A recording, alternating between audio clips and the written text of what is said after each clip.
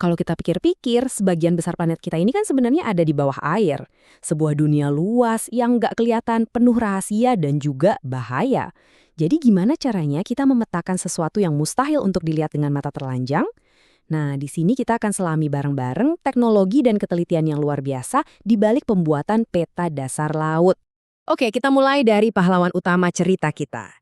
Ini adalah kapal survei hidrografi milik NOOA atau National Oceanic and Atmospheric Administration. Kapal-kapal canggih seperti inilah yang jadi ujung tombak eksplorasi kita yang bawa semua peralatan super canggih untuk, ya bisa dibilang mengintip ke dalam kegelapan di bawah sana. Ini dia pertanyaan intinya kan? Kalau di darat sih gampang, kita punya satelit, punya pesawat. Tapi di bawah air, ceritanya beda banget. Cahaya matahari itu nggak bisa nembus jauh ke dalam laut. Jadi, jelas kita butuh metode yang sama sekali berbeda. Pertanyaan inilah yang akan kita jawab. Sebelum kita bahas gimana caranya, kita perlu paham dulu kenapa kita melakukan ini. Maksudnya, kenapa kita harus repot-repot ngerjain tugas yang serumit ini? Jawabannya dimulai dari satu tujuan yang sangat-sangat krusial. Singkatnya, demi keselamatan. Setiap kapal yang berlayar, mau itu tanker minyak raksasa atau perahu nelayan kecil, semuanya bergantung sama peta yang akurat. Jadi, misi utama survei ini adalah buat berburu apapun di dasar laut yang bisa membahayakan pelayaran. Jadi, apa sih sebenarnya bahaya navigasi ini? Sering juga disingkat DTON. Nah, ini definisi resminya menurut NOOA.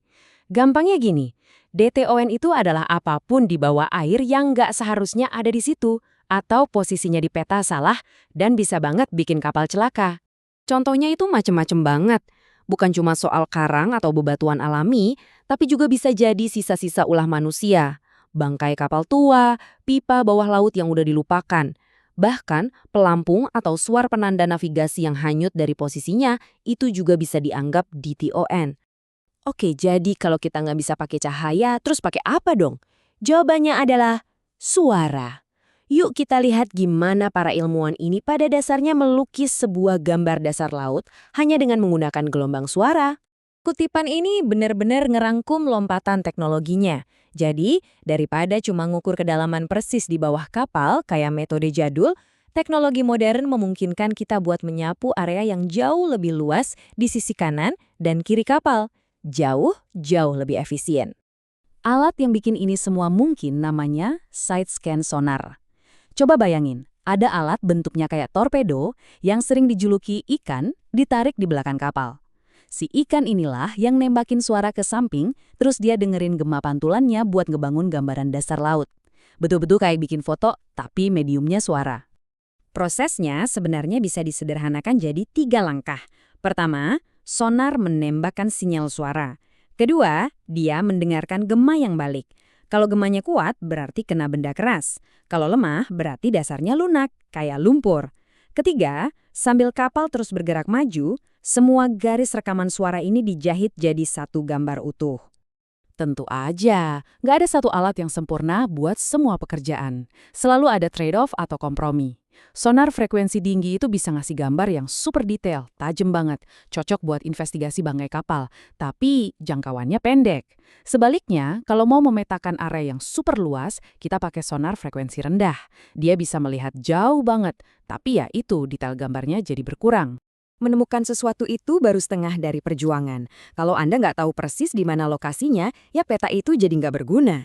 Nah, disinilah presisi dan standar yang super ketat berperan. Setiap data, setiap pengukuran, itu harus patuh sama aturan yang sangat ketat. Tujuannya, untuk memastikan setiap titik di peta itu benar-benar bisa diandalkan sama para pelaut, sampai ke hitungan meter, bahkan sentimeter. Nggak ada ruang untuk kesalahan.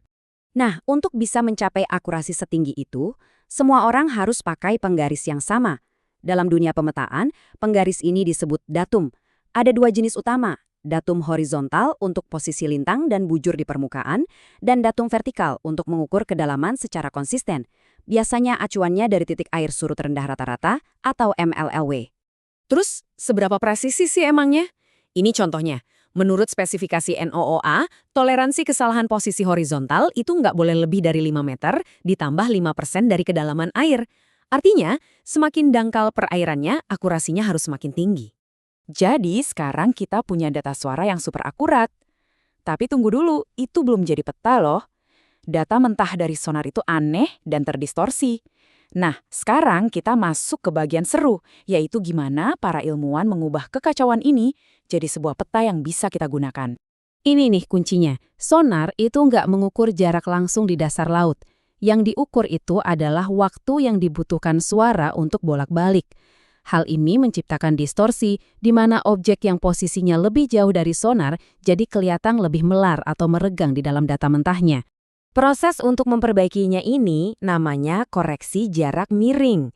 Jadi, ada perangkat lunak canggih yang melakukan perhitungan geometri yang rumit untuk mengubah data mentah jarak miring yang terdistorsi tadi menjadi jarak darat yang akurat. Lihat kan bedanya?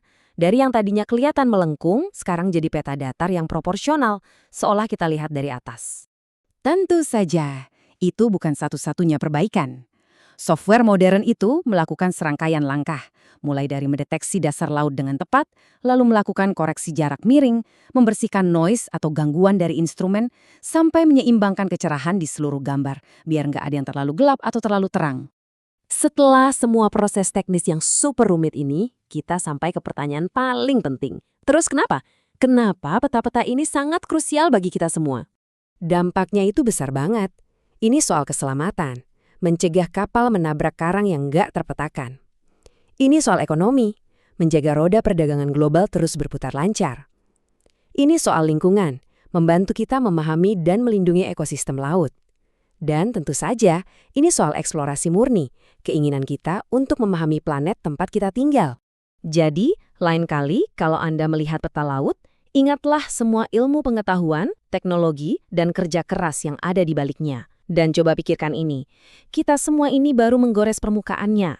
Dengan lebih dari 80% lautan kita yang masih jadi misteri total, kira-kira penemuan apa lagi dan mungkin bahaya apa lagi yang masih menunggu untuk ditemukan di kedalaman sana?